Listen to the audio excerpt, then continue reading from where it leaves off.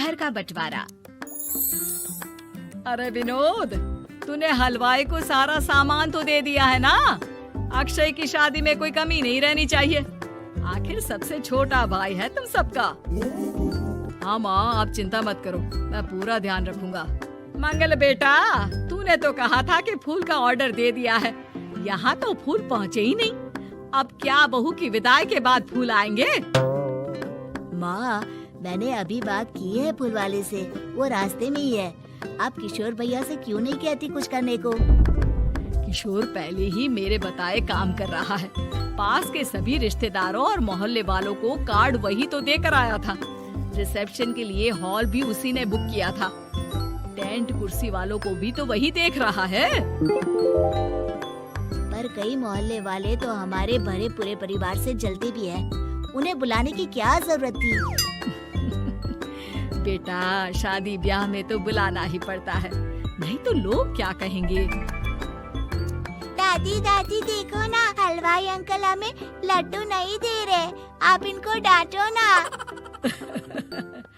अरे चैन सुख दे देना बच्चों को लड्डू, क्यों तंग कर रहा है इन्हें?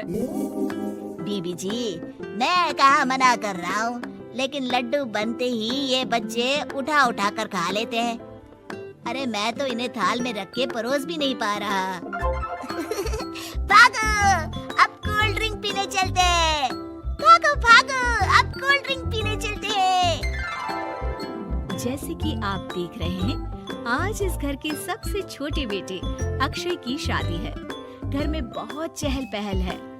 कुलभूषण की बीवी कमला को फुर्सत ही नहीं है कामों से, लेकिन कुलभूषण और घर के बाकी लोग कहाँ हैं? आइए देखते हैं।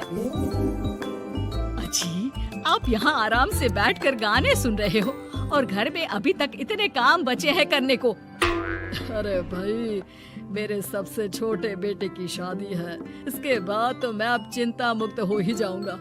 और फिर घर में तुम हो, बेटे बहुएं हैं, तुम लोगों के होते हुए मैं क्यों काम करूं?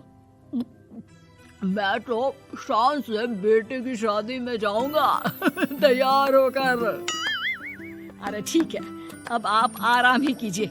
एक बार अभिषेक की बीवी आ जाए, फिर मैं भी आराम करूंगी और मेरी चारों बहुएं पूरे घर की जिम्मेदारियां संभाल लेगी। इतना कहकर कमला वापस अपने काम में लग जाती है। बेटा भी, तू अब तक तैयार नहीं हुआ? किससे बात कर रहा है फोन पर? तैयार कैसे हूँ? सैलून जाने से तो आपने मना किया है, क्योंकि मुझे हल्दी लग चुकी है।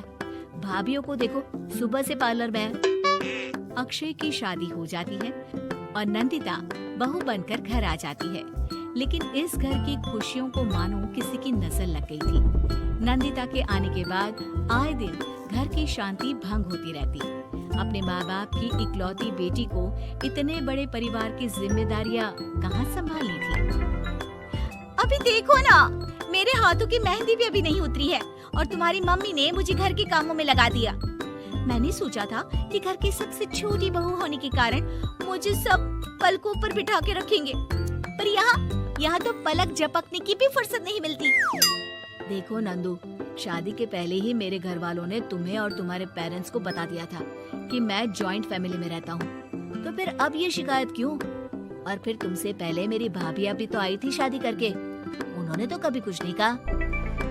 नंदिता तब तो चुप हो जाती है, लेकिन ऐसा बहुत दिनों तक नहीं चलता। अरे नंदिता, माँ बाबूजी की दवाई का टाइम हो गया है, उन्हें दवाई दिलाओ और उसके बाद सबके लिए नाश्ता बना देना। पर भाभी, मैं तो अभी अपना फेवरेट सीरियल देख रही हूँ। प्लीज मेरी जगह आप कर लो ना ये काम। ठीक है, मैं तेरी जगह माँ बाबूजी को दवाई दे आती हूँ और नाश्ता बना लेती हूँ।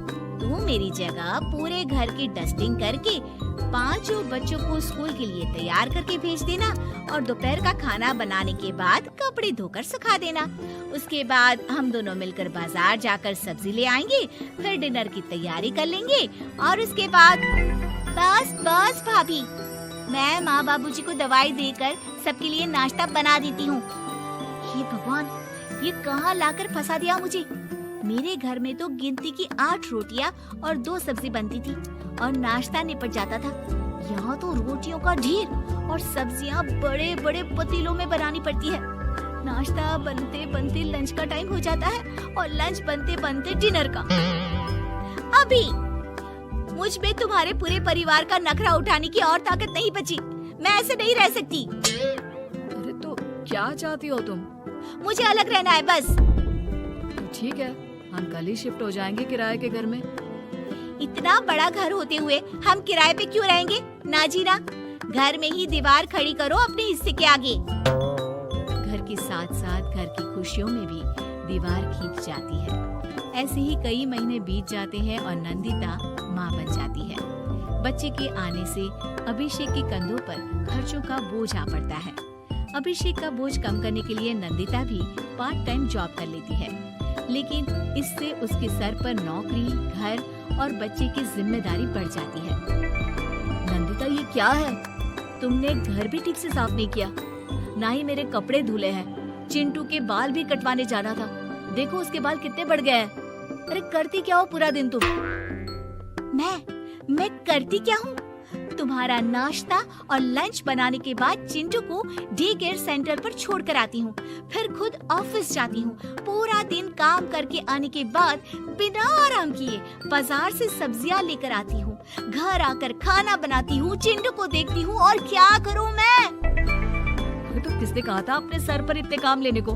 मत जाओ ऑफिस। ऑफिस जाए बिना घर के खर्चे कहाँ से पूरे होंगे? चिंटू की डे केयर का खर्च, उसके लिए बेबी फूड का खर्च, प्रेस वाले का खर्च, ये सब तुम्हारी सैलरी से होता नहीं है। अगर परिवार से अलग नहीं होती तो इतनी मुसीबतें नहीं उठानी पड़ती तुम्हें परिवार के साथ मिलकर काम करने में दिक्कत थी, लेकिन काम तो अब भी बहुत है तुम्हारे सर पर। चिंटू को भी डे केयर भेजने की जरूरत नहीं पड़ती। उसको गोद में खिलाने के लिए दादा दादी और घर के सभी बड़े होते। उसके साथ खेलने के लिए उसके भाई बहन भी होते। मेरे तीनों बड़े भाइयों के बच्चे भी बड़े हुए हैं, लेकिन बिना महंगा बेबी फूड खाए, क्योंकि मेरी माँ और भाभियाँ बहुत अच्छे से जानती है कि बच्चे को क्या खिलाना चाहिए। बिजली के बिल जैसे खर्चे भी सब मिलकर बांट लेते थे, लेकिन तुम्हें तो सबसे अलग रहने में ही मजा आता है, तो अब शिकायत क्यों करती हो? बस करो अभिषेक, बस करो। मैं मानती हूँ कि मैं गलत थी। मेरे एक गलत फैसले ने हमें बिल्कुल अकेला कर दिया है सबसे। एक घर में होते हुए भी हम बाकी परिवार से अजनबियों की तरह रह रहे हैं। अभिषेक और नंदिता की सारी बातें घर के बाकी लोगों को सुनाई दे रही थी। तभी कमला बोल पड़ती है। अरे नंदिता बहू, किसने कहा कि तुम अकेले हो? तुम्हारा इतना भरा पूरा परिवार है ना तुम्हारे साथ। हम तो बस ये चाहते थे कि तुम अपनी गलती समझ जाओ।